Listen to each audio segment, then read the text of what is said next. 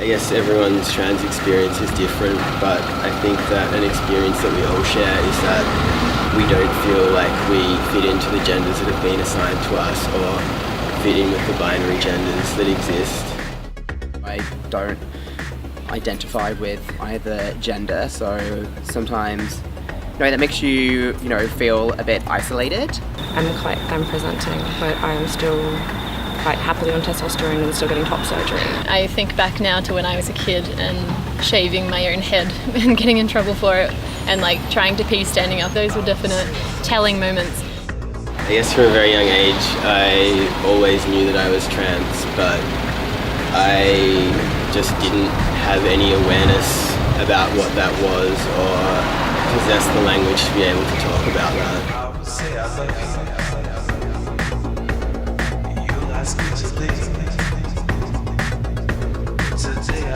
Tom and Alan approached me and asked if I could help them paint a mural for the Trans Day of Visibility. So, since I'm a sign writer, I had all the expertise and materials, so I came out and helped them throw it up. I guess the idea came about during the Yes campaign when there were rainbow flags painted all over the town. I thought, wouldn't it be cool if there were trans flags as well that could also create awareness and start conversations about trans visibility. I feel like it is important to recognise that the trans community do exist, and throughout history there's been an erasure of transness. Trans visibility is so important because it gives people the power to understand themselves and their genders and to be able to come out and to find support and connect with other trans people.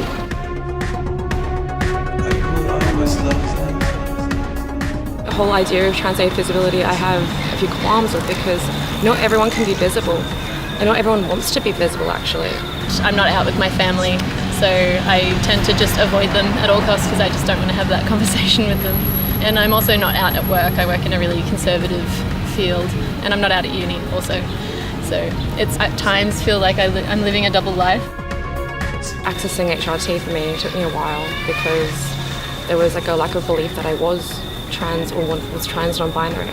In my colleagues' defence, they don't know to not misgender me, but still having to operate at uni and deal with being misgendered and dead named at times when you have chosen a name for yourself, and a dead name would be the name, either a previous name that you had also chosen and now no longer use, or the name that you were assigned at birth by your parents or guardians or whatever. So it can be really stressful and triggering to hear that name that you've really left behind.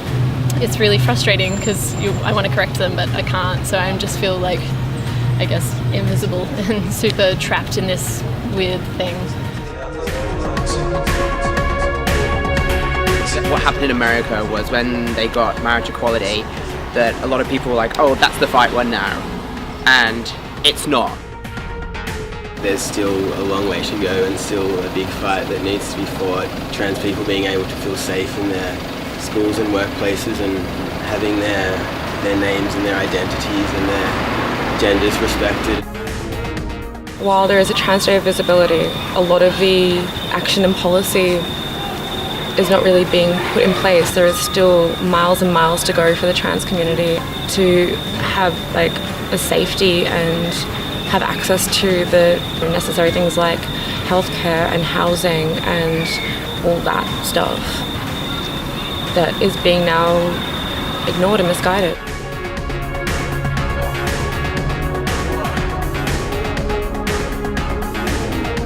I think it's really important for people within queer communities to take a moment to remember everybody in the communities, those who feel marginalised even within queer spaces.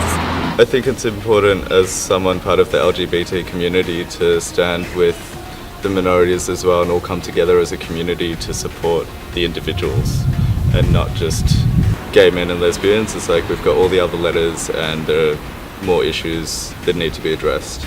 And we can all work together as a community and come together, and together we're going to be stronger.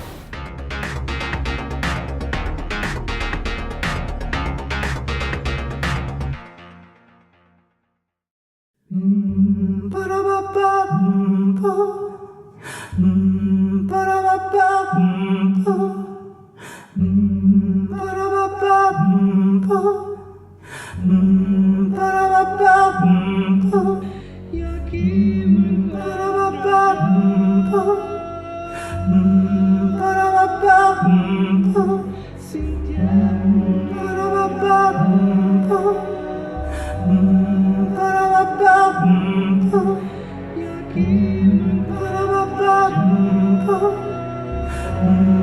Ba-da-ba-ba